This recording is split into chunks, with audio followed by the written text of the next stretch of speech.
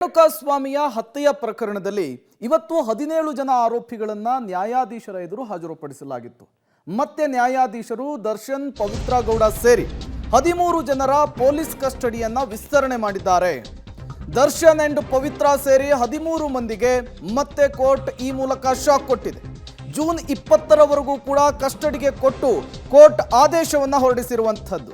A1 ಪವಿತ್ರ, A2 Darshan, A3 Pavan, A4 Raghavendra, A5 Nandish, A6 Jaggi alias Jagadish, A7 Anukumar, A10 Vinay, A11 Nagaraju, A12 Lakshman, A13 Deepak, A14 Pradush, A16 Keshavamurthy ಸೇರಿ 13 ಆರೋಪಿಗಳನ್ನ ಮತ್ತೆ police ಕಸ್ಟಡಿಗೆ ಕೊಟ್ಟಿರುವಂಥದ್ದು.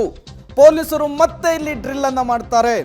ಈ ಪ್ರಕರಣಕ್ಕೆ ಸಂಬಂಧಪಟ್ಟಂತೆ ಮತ್ತಷ್ಟು ಹೊಸ ವಿಚಾರಗಳನ್ನ ಹೊರತೆಗೆಯುವಂತಹ ವಿಚಾರಕ್ಕೆ ಈಗ ಪೊಲೀಸರು ಮುಂದಾಗಿರುವಂಥದ್ದು. ಸಹಜವಾಗಿಯೇ ದರ್ಶನ್ ಅಂಡ್ ಗ್ಯಾಂಗ್ನ ಸದಸ್ಯರು ಇವತ್ತು ನ್ಯಾಯಾಂಗ ಬಂಧನಕ್ಕೆ ವಿಧಿಸಬಹುದು ಅನ್ನುವಂತಹ ನಿರೀಕ್ಷೆಯಲ್ಲಿದ್ರು. ಆ ನಿರೀಕ್ಷೆ ಹುಸಿಯಾಗಿದೆ. 13 ಜನರನ್ನ ಈ ಪ್ರಕರಣಕ್ಕೆ ಇನ್ನೂ ಹೆಚ್ಚಿನ ತೀವ್ರ ವಿಚಾರಣೆಗೆ ಒಳಪಡಿಸುವ ವಿಚಾರಕ್ಕೆ ಮತ್ತೆ ಪೊಲೀಸ್ ಕಸ್ಟಡಿಗೆ ಕೊಡಲಾಗಿದೆ. ನೀವು ಕೂಡ ವಿಜುವಲ್ಸ್ ಅನ್ನ ಗಮನಿಸ್ತಾ ಇದ್ದೀರಿ.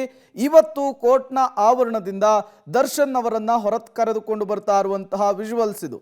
ಪೊಲೀಸರ ವ್ಯಾನ್ನಲ್ಲಿ ಇವತ್ತು ಅವರನ್ನು ಕರೆದುಕೊಂಡು ಬರಲಾಗಿತ್ತು.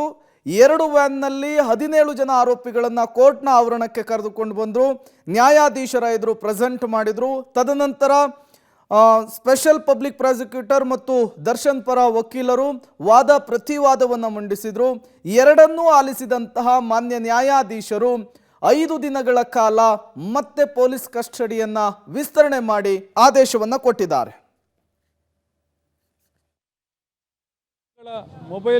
ಮೊಬೈಲ್ ಫೋನುಗಳನ್ನು ಆ ಪಾಸ್ವರ್ಡ್ಗಳನ್ನು ಓಪನ್ ಮಾಡಿ ಡೇಟಾ ರಿಟ್ರೀವ್ ಮಾಡಬೇಕು ಅನ್ನೋದು ಅವರ ಮುಖ್ಯವಾದವಾಗಿತ್ತು. ಎರಡನೆಯದಾಗಿ ಆರೋಪಿಗಳ ಬಟ್ಟೆ ಮತ್ತು ಚಪ್ಪಲಿಗಳನ್ನು ಮೃತನನ್ನು ಎಸೆದಿದ್ದಂತಹ ಜಾಗದಲ್ಲಿ ವಶಪಡಿಸ್ಕೋಬೇಕು ಅನ್ನೋದು ಎರಡನೇ ವಾದ.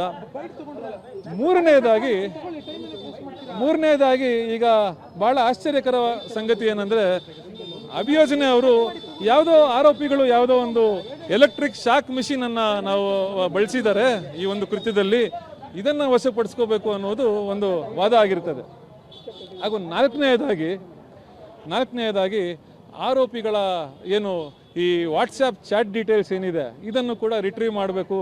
ಆದ್ದರಿಂದ ನಮಗೆ 9 ದಿನಗಳ ಕಾಲ ಆರೋಪಿಗಳನ್ನು ಪೊಲೀಸ್ ಅಭಿರಕ್ಷೆಗೆ ನೀಡಿ ಅಂತ ಕೋರಿರ್ತಾರೆ ನ್ಯಾಯಾಲಯವನ್ನು. ಇದಕ್ಕೆ ನಮ್ಮ ತಕರಾರು ಏನಿತ್ತಂದರೆ, ನೋಡಿ, ಯಾವುದೇ ಮೊಬೈಲ್ ಫೋನುಗಳ ಡೇಟಾ ಏನಿರ್ತದೆ ಇದನ್ನು ಪೊಲೀಸ್ನವರು ಅಥವಾ ಅಭಿಯೋಜನೆ ಯಾವುದೇ ಅಂಗವಾಗಲಿ ಅವರು ಬಲವಂತವಾಗಿ ಈ ಪಾಸ್ವರ್ಡ್ಗಳನ್ನು ಪಡೆದು ಮೊಬೈಲ್ ಫೋನ್ಗಳನ್ನು ಓಪನ್ ಮಾಡಲಿಕ್ಕೆ ಅವಕಾಶ ಇರೋದಿಲ್ಲ.